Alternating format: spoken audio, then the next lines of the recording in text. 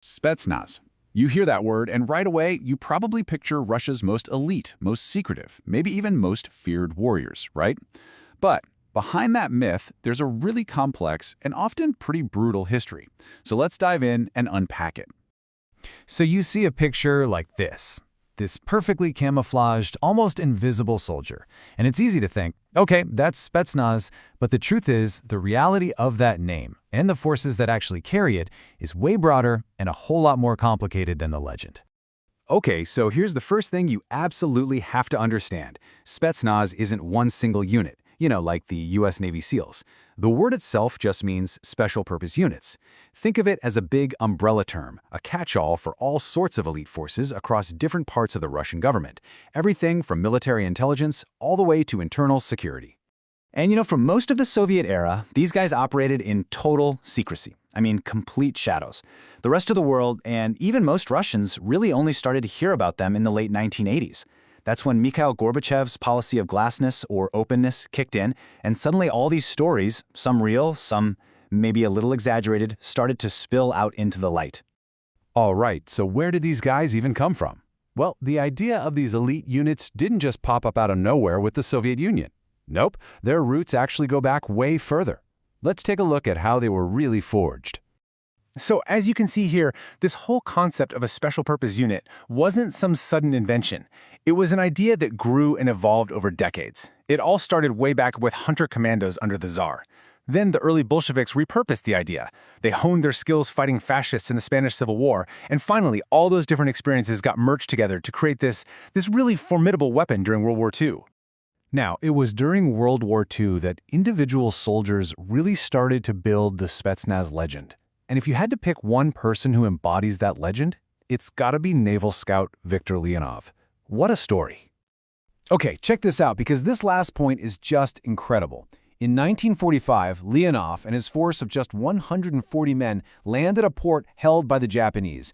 And guess what? They find themselves facing over 3,500 enemy troops. It's a no-win situation, right? Well, instead of fighting, Leonov decides to bluff. He convinces the Japanese commander that his little group is just the advance party for a massive invasion force.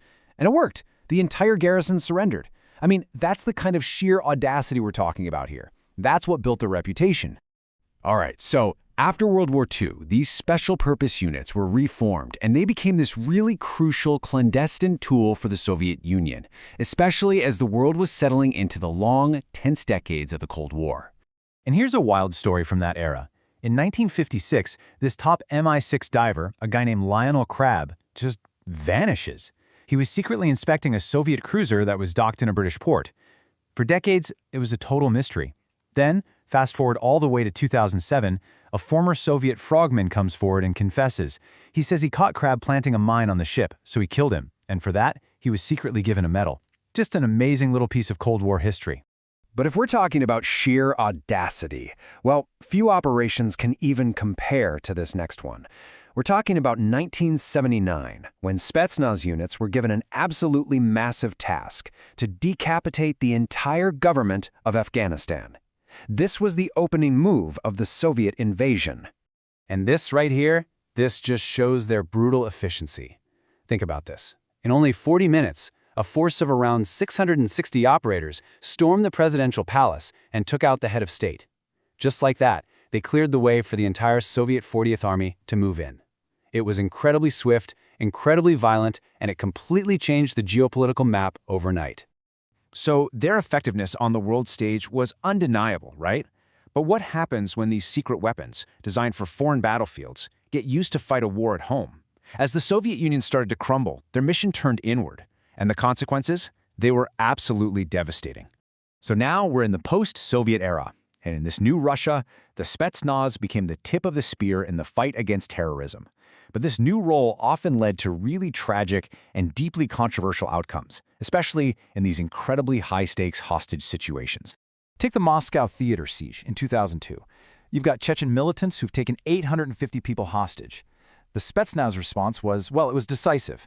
They pumped some kind of secret chemical agent into the ventilation system to knock everyone out.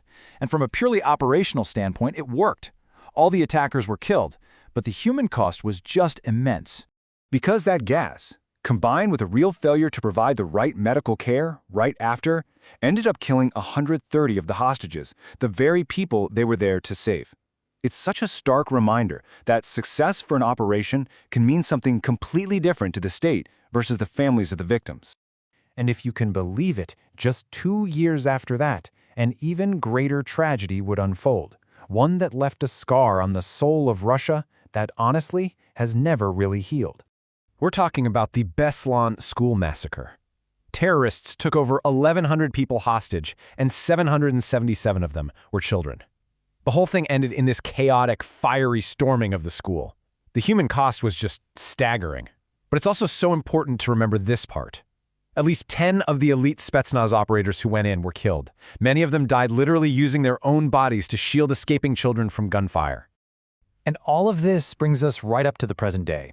Because right now, that Spetsnaz legend, a legend forged over more than a century of conflict, is facing its most grueling, its most public test ever, the war in Ukraine. So, when the 2022 invasion started, their mission was classic Spetsnaz stuff.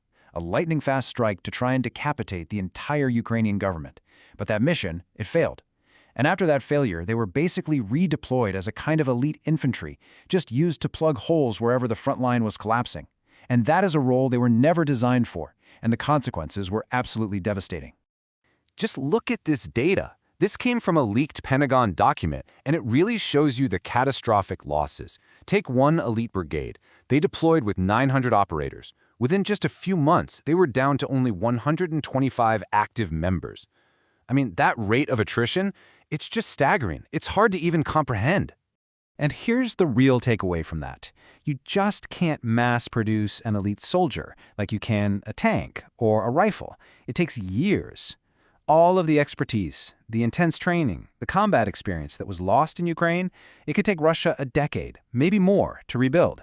And that leaves a massive gap in their strategic capabilities. Which really leaves us with one final, vital question.